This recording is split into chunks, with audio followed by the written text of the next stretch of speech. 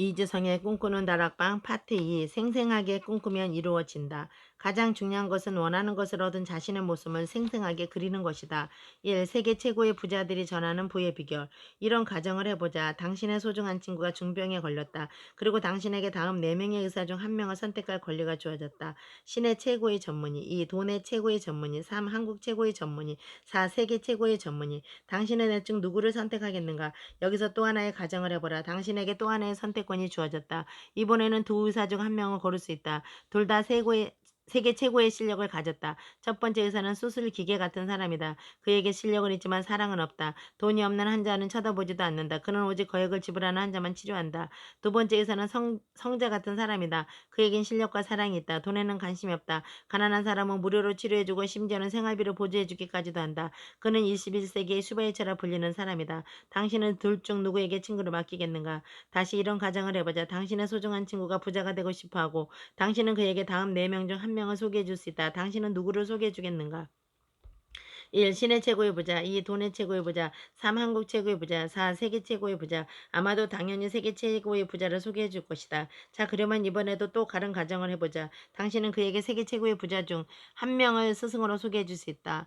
두 사람 중에서 첫 번째 부자는 돈 버는 기계 같은 사람이다. 그는 오직 자기 자신을 위해서 돈을 번다. 그리고 오직 자기 자신만 위해 돈을 쓴다. 두 번째 부자는 부를 예술의 경지로 승화시킨 사람이다. 그는 사람들을 행복하게 만들어주고 싶어 돈을 번다. 그는 세계 최고의 귀부자여 재산 환원가다. 당신은 둘 중 누구를 소개해 주겠는가? 어떤 부자를 멘토로 삼을 것인가? 세상에 부자들이 넘쳐난다. 그리고 그들이 말하는 부자들은 방법도 넘쳐나고 있다. 아마 이 글을 읽는 당신도 부자로 만들어주는 방법이 담긴 책을 한 권쯤은 읽어보았을 것이다. 그런데 안타깝게도 시중에 흘러넘치는 부자되는 정보란 기껏해야 10억 정도나 번 진짜 부자 세계에서 가난뱅이에 속하는 사람들이 제공하는 것이다. 진짜 부자가 되고 싶다면 최고의 부자가 알려주는 방법을 배워야 한다. 고작 10억 원, 100억 원 수준의 부자가 하는 이야기를 들어서는 안 된다. 조 단위, 경 단위의 부를 쌓은 사람들이 말하는 돈 버는 방법을 배워야 한다. 태양을 향해 던지는 창이 가장 높이 올라간다는 말이 있다. 부자가 되는 것도 마찬가지다. 세계적인 부자들이 방법을 따라해야 진짜 큰 부자가 될 수 있다. 10억 원, 100억 원을 번 사람들이 방법을 따라해야 잘해야 1억이나 2, 3억 정도밖에는 벌지 못한다. 하지만 아무리 세계 최고의 부자라고 해도 그는 본질적으로 가난뱅이일 수 있다. 만일 그가 마음으로 돈을 이긴 사람이 아니라 돈의 노예라면 그는 본질적으로 최하층 빈민과 다를 바 없다. 진정한 부자가 되는 방법은 오직 다음과 같은 사람을 통해서만 배울 수 있다. 1. 밑바닥으로부터 시작해서 세계 최고의 부를 모은 사람. 2. 돈보다 인간을 존중하는 삶을 산 사람. 3. 주변의 평범한 사람들에게 부자가 되는 방법을 가르쳐서 모두 억만장者이사의 부자로 만들어준 사람. 4. 자신이 쌓은 부를 아낌없이 사회에 환원하고 떠난 사람. 이런 부자가 과연 있을까? 우리나라에는 강철왕으로 소개된 그러나 세계적으로 자선왕으로 알려진 앤드루 카네기가 바로 그런 부자다. 한마디로 앤드루 카네기가 말하는 부자 되는 방법은 신뢰할 수 있다. 앤드루 카네기는 인류 역사상 세 손가락 안에 드는 부자로 알려져 있다. 하지만 그의 시작은 초라했다. 그의 첫 출근지는 면직물 공장이었다. 그는 하루 종일 얼레를 잡고 실을 갚는 일을 하면서 주급으로 1달러 20센트를 받았다. 그 일이 얼마나 고통스러웠던지 매일 밤 자다가 소리를 지르면서 깨어날 정도였다. 그 고통의 굴레로 벗어날 수 있는 방법은 하나였다. 부자가 되는 것이었다. 카네기는 열정적으로 불을 꿈꾸기 시작했다. 알다시피 미국은 영국에서 시작된 성공하기 화려하게 꽃을 피운 국가다. 지금도 그렇지만 앤드루 카네기 시절에도 미국인들은 마음만 먹으면 누구나 성공학 서적을 접할 수 있었다. 소년 카네기는 독서광이었다. 그 힘든 공장 일을 하면서 매일 따로 시간을 내서 책을 읽었고 공장이 쉬는 날이면 아침부터 도서관으로 달려갔을 정도였다. 모든 성공학 서적에는 R&VD 공식이 적혀있다. 성공학 서적의 열렬 애독자였던 소년 카네기는 책을 통해 이 공식을 알게 되었다. 앤드루 카네기는 성공학 서적에서 배운 R&VD 공식을 자신만의 독특한 스타일, 후일 앤드루 카네기의 소망 달성을 위한 6가지 원칙으로 세상에 공개된 그것으로 발전시켰다. 이후 그는 손대는 사업마다 성공했고 세계 최고의 부자 중 1명이 되었다. 하지만 부자로 죽는 것은 가장 큰 수치다라고 말하며 세상을 떠나기 전에 재산의 대부분을 교회와 사회에 기부했다. 결론적으로 말해서 우리는 앤드루 카네기라면 소중한 사람들에게 부의 멘토로 안심하고 소개해 줄 수 있다. 앤드루 카네기의 부 멘토링. 앤드루 카네기가 밝힌 소망 달성을 위한 6가지 원칙은 다음과 같다.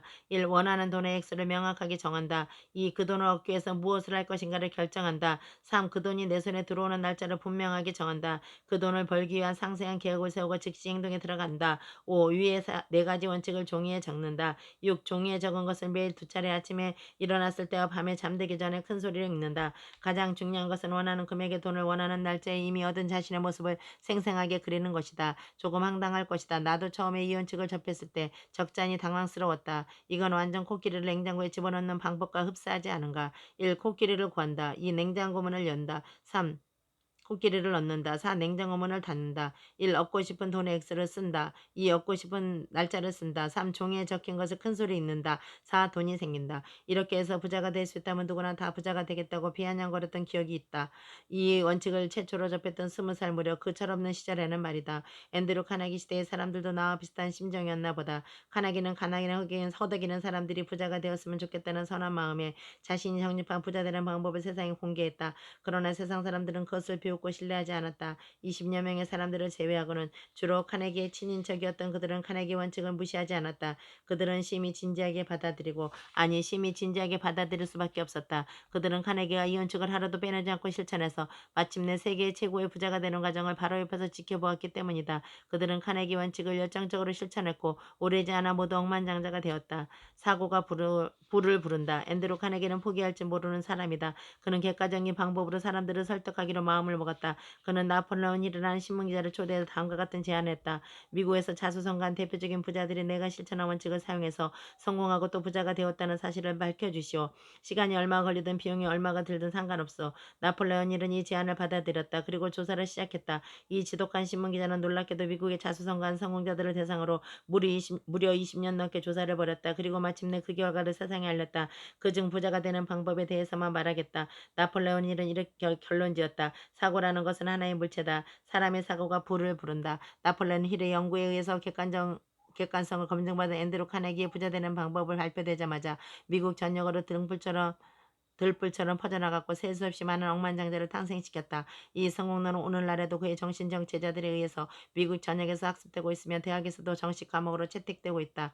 아직 성공하게 익숙하지 않은 우리나라 사람들에게는 나폴레온 힐의 이야기가 여전히 어색할 것이다. 심지어는 허황된 이야기처럼 들릴 것이다. 하지만 미국인들은 다르다. 그들은 풍부하고 객관적인 증거들을 통해서 나폴레온 힐의 성공학을 접한다. 그 진실성을 두 눈으로 직접 확인할 수 있으니 받아들이는 속도가 아주 빠르다. 실천하는 속도 역시 마찬가지다. 그렇게 그들은 빠르게 부자로 변화한다. 성공학의 관점에서 보면 지금 이 순간에도 전 세계 부의 90% 이상이 미국으로 집중되고 있는 현상의 이면에는 나폴레온 힐의 부자 되는 방법이 있다. 나는 가끔씩 이런 생각을 해본다. 만일 우리나라에 앤드류 카네기와 나폴레온 힐 같은 사람이 있었다면 오늘날 미국의 자리를 우리나라가 대신하고 있을 거라고. 여담을 하나 덧붙이겠다. 앤드류 카네기가 공개하고 나폴레온 힐이 대중화된 앤드류 카네기의 소망 달성을 위한 6가지 원칙을 조금 특이하게 사용해서 자신의 꿈을 이루고 덤으로 억만장자까지 된 사람이 있다. 그의 직업은 비행기 조종사였다. 대형 여객기나 전투기 조종사를 상상하지 않기를 바란다. 그는 고물 비행기를 모는 누구도 알아주지 못하는 초라한 조종사였다. 아니 그 조종사 노릇도 얼마 하지 못했고 그 후 수많은 밑바닥 직업을 전전했다. 그의 꿈은 작가였다. 그것도 세계적인 작가였다. 하지만 그의 작품을 받아주는 출판사는 단 한 곳도 없었다. 그래서 그는 동네 인쇄소에서 자비를 책을 만들어야 했다. 이후 그는 발이 부르트도록 서점을 찾아다니며 책을 진열했다. 하지만 어느 누구도 그의 책을 사지 않았다. 그러던 어느 날 그는 앤드류 카네기의 소망 달성을 위한 6가지 원칙을 알게 되었다. 그의 간절한 소망은 부자가 되는 것이 아니라 세계적인 작가가 되는 것이었기에 그는 종이에다 이렇게 썼다. 나의 작품이 전 세계에서 인정받는 날이 오고야 만다. 그리고는 벽에다 붙여놓고 아침 저녁으로 큰 소리 읽으면서 세계적인 작가가 된 자신의 모습을 생생하게 그렸다. 그렇게 1년이 지나고 3년이 지나고 5년이 지나고 8년이 지났다. 9년째 되던 어느 날이었다. 갑자기 그의 책이 캘리포니아 연안의 해피들을 중심으로 들불처럼 번져나가기 시작했다. 히피들은 마치 마에게 빠진 것처럼 그의 책에 빠져들었다. 마침내 그의 책은 뉴욕타임스 베스트셀러가 되었고 세계 20개국으로 판권이 팔려나가 세계적인 베스트셀러가 되었다. 그의 이름은 리처드 버크, 책 제목은 갈매기의 꿈이다. 성공한 부자들은 남다른 상상력, 평범한 부자들은 부자가 되는 방법으로 증권 투자나 부동산 투자 같은 물질적인 방법을 든다. 조금 수준 있는 부자들은 부를 가져다주는 지식을 쌓으라고 조언한다. 큰 부자들은 사람의 마음을 알고 세상대로 가는 이치를 파악하라고 말한다. 세계 최고의 부자들은 뭐라고 말까? 그들은 물론 앞에 3가지 부자 되는 방법을 인정한다. 하지만 한 가지 더 필요하다고 말한다. 바로 마음속에 세계 최고의 부자가 된 자신의 모습을 완벽하게 그리라는 것이다. 인류 역사상 세 손가락에 드는 부자, 현 시대의 세계 최고 부자, 세계 제2의 부자, 아시아 최고 부자, 일본 최고 부자, 일본 최고의 개인 납세자가 공통적으로 하는 이야기를 들어보자. 록펠러는 카네기와 함께 인류 역사상 세 손가락에 들어간다는 부자다. 하지만 그의 시작은 카네기 못지않게 초라했다. 록펠러는 한 작은 회사의 경리로 직장생활을 시작했는데 일일 노동자가 받는 임금에도 훨씬 못 미치는 월급을 받았다. 하지만 그는 오래지 않아 몇 개의 사업체를 가진 사람이 되었고 거부가 되었다. 록펠러 전기 작가들의 기록에 따르면 최저임금을 받으며 기약 없이 살던 청년 시절의 록펠러에게는 특이한 습관이 있었다고 한다. 그는 거의 매일 취한 사람처럼 보이는데 술을 마셔서 그런 게 아니라 혼자만의 상상에 빠진 나머지 그렇게 보였다고 한다. 그 상상이란 무엇이었을까? 자신의 통장으로 돈이 물밀듯이 입금되는 상상이었다고 한다. 빌 게이츠는 세계 최고의 부자다. 알다시피 그는 컴퓨터 산업을 통해서 거대한 부를 쌓았다. 그렇다면 어떻게 해서 그의 컴퓨터 산업은 세계를 지배하게 되었을까? 이 질문에 빌 게이츠는 지난 십몇 년 동안 질리도록 답변했다. 나는 10대 시절부터 세계의 모든 가정에 컴퓨터가 한 대씩 설치되는 걸 상상했고 또 반드시 그렇게 만들고 말겠다고 외쳤다. 그게 시작이다. 워런 버핏은 세계 2위의 부자다. 그가 처음 주식 투자에 뛰어들었을 때 그의 출자금은 고작 100달러에 불과했다. 하지만 3년 뒤 100만 달러를 벌었고 10년 뒤에는 1천만 달러, 30년 뒤에는 14억 달러를 벌었다. 그 뒤로도 그의 자산은 수백억 달러로 불어났다. 빌 게이츠가 세계 컴퓨터 시장을 지배하기 전까지 그는 세계 제일의 가부였다. 워런 버핏은 한 잡지와 인터뷰에서 세계 제일의 가부가 될 수 있었던 비결을 이렇게 밝혔다. 아주 어렸을 때부터 내 마음속에 세계 제일의 부자가 된 나의 모습이 선명하게 자리 잡고 있었다. 나는 내가 거부가 되리라는 사실에 의심해 본 적이 단 한순간도 없었다. 리자청은 아버지의 폐병으로 사망하자 중학교를 중퇴하고 찻집에 취직해서 차를 따르는 종업원으로 사회생활을 시작했다. 하지만 그는 현재 아시아 최고의 부자다. 그는 홍콩 상장 기업의 4분의 1을 소유하고 있고 전 세계 460개가 넘는 기업을 갖고 있다. 파나마 운하와 부산 컨테이너 터미널의 소유자이기도 하다. 캐나다에는 밴쿠버에 새로운 도시를 건설하고 있을 정도다. 한 번은 그가 기자들로부터 당신은 어떻게 해서 찻집 종업원에서 아시아 최고의 재벌이 될 수 있었는가라는 질문을 받았다.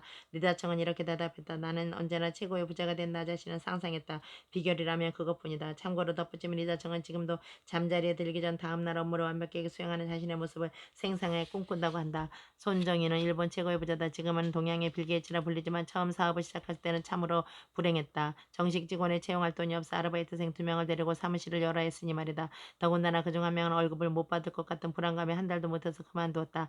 나는 19살에 내 꿈을 명확히 설계했다. 20대에 내 분야의 이름을 넣고 30대에 헌금 1,000억 엔을 모으고 40대에 정면 승부를 걸고 이상은 손정희가 자신의 책의 인터뷰 기사 등에 수없이 밝힌 성공 비결이다. 생생히 꿈꾸는 것만으로 모자라 꿈을 건축물의 도면처럼 설계를 해버렸다는 그의 이야기는 꿈꾸기조차 두려워하는 우리에게 너무나 큰 도전으로 다가온다. 사이토 이토리는 대형 트럭 운전수의 조수로 사회생활을 시작했다. 말이 조수지 실제로 하는 일은 트럭의 화물을 운반하는 것이었다. 하지만 그는 현재 개인 사업자로 일본 최고의 부자다. 지난 9년간 납부한 세금만도 무려 1381억 9,100만 원에 달한다. 그는 놀랍게도 노력만 하면 절대로 부자가 될 수 없다고 말한다. 부자가 되고 싶으면 부를 끊임없이 상상하라고 조언한다. 그러면 부가 저절로 찾아온다는 것이다. 물론 상식적으로 볼 때 말도 안 되는 소리다. 그래서 대부분의 사람들은 그의 말을 귀담아 듣지 않았다. 하지만 10여 명의 사람들이 그의 말을 믿고 실천했다. 그리고 진짜 모두 갑부가 되었다. 이 사람들은 현재 일본에 살고 있으며 이들의 이야기는 책감의 수금을 통해 여러 차례 소개되었다.